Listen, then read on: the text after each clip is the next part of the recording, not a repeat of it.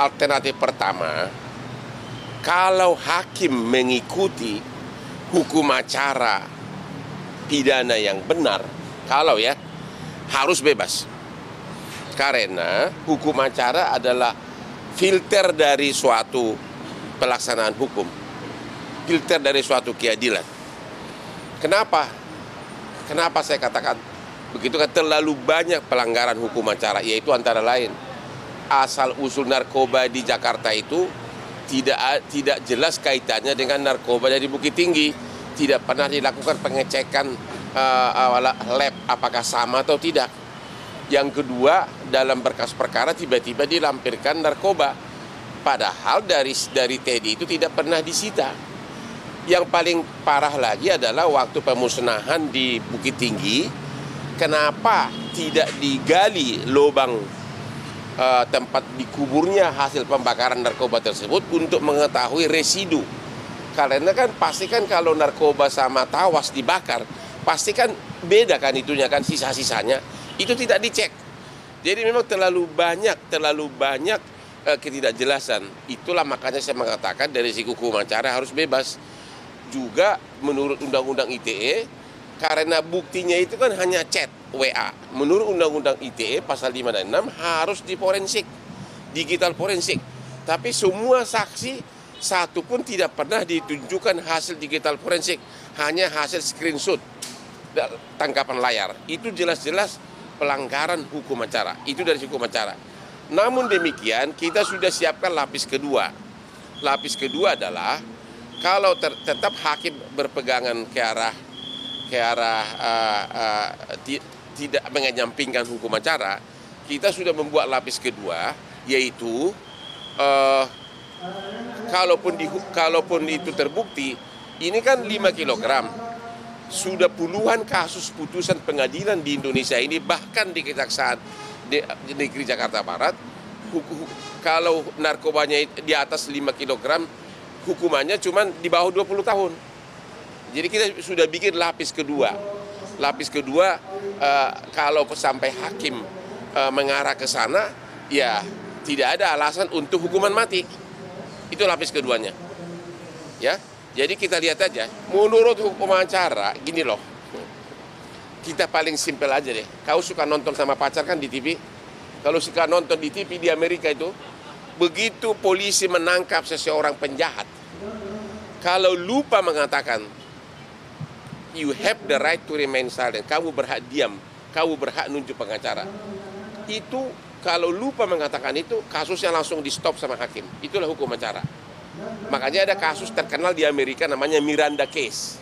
Seorang pemerkosa di Amerika disuruh oleh polisi menandatangani surat pengakuan dengan intimidasi agar mengaku bersalah tanpa didampingi pengacara. Itulah namanya Miranda Case, dan oleh Mahkamah Agung Amerika disebut case stop. Si terdakwa dibebaskan karena memang hukum acara dilanggar. Itulah gunanya hukum acara. Kenapa amburadul penegakan hukum di Indonesia, kenapa hak asasi manusia sering dilanggar? Karena pelanggaran hukum acara. Kenapa sering SP3 tiba-tiba? Kenapa tiba-tiba tersangka? Karena pelanggaran hukum acara. Hukum acara itu adalah fondasi konstitusi dari suatu penegakan keadilan. Saya kasih contoh. Kan menurut Undang-Undang Digital Undang-Undang ITE kan, kalau bukti ceknya adalah elektronik harus di print out semuanya di digital forensik. Ya, dan harus dilihat konteks satu kesatuan. Saya kasih contoh ya. Dalam semua BAP, inilah yang paling parah. Tidak satu pun penyidik menanyakan kepada saksi mengenai WA dari si Teddy Minahasa tanggal 24 September 2022 mengatakan hancurkan, musnahkan. Nggak pernah ditanya baik ke saksi fakta, baik ke saksi ahli. Karena apa? Karena yang ditunjukkan itu hanya sepotong-sepotong di hasil chat chat WA-nya itu. Harusnya kan ditunjuk, Undang-Undang ITE mengatakan harus utuh ditunjukkan. Coba lihat, baik saksi ahli, saksi fakta tidak satu pun ditanyakan itu. Yang kedua, hukum acara lagi. Katanya ada pemberian uang di rumahnya Teddy Minahasa tanggal 29 September. Saksinya mana? Di kita ini kan berlaku satu saksi bukan saksi. Terus tanggal 28 September sudah berhenti chat daripada si Teddy Minahasa. Kenapa ada penjualan 3 Oktober? Padahal 24 September sudah tidak ada komunikasi apapun dengan Teddy. Si Dodi mengatakan dia diperintah lisan. Saksinya mana? Baru-baru ini kasus pengacara terkenal yang Lukas yang sempat masuk penjara, tapi di tingkat PK dibebaskan karena satu saksi bukan saksi. Itulah hukum acara lagi. Jadi menurut hukum acara nggak bisa. Kalau hukum acara diterapkan harus bebas. Tapi kalau hakim tidak mengindahkan hukum acara, makanya kita pakai lapis kedua, yaitu ya udah, kalaupun Anda mengatakan ini bersalah, ini nggak ada alasan hukuman mati. Dasarnya hukuman mati apa?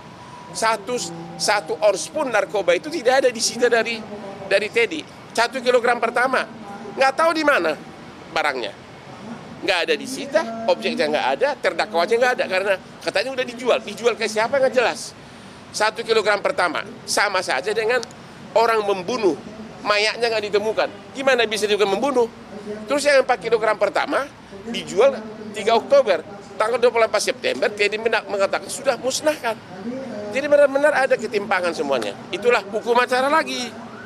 Jadi ini sih, kita apapun putusan kali ini, kita masih ada harapan sampai tingkat PK. Ingat masih ada 3 kali pertarungan lagi banding kasasi PK. Ya, jadi masih ada harapan. Tapi yang jelas, saya yakin untuk sidang kali ini, kalaupun hakim mengatakan bersalah, saya yakin benar tidak akan hukuman mati. Karena nggak ada alasan. Apalagi dia sudah menunjukkan adalah perwira senior polisi yang termuda dengan 25 penghargaan, termasuk beberapa dari presiden. Itu aja. Jadi, sekali lagi, kalaupun dihukum bersalah, sebagai pengacara senior, insting saya mengatakan nggak akan hukuman mati.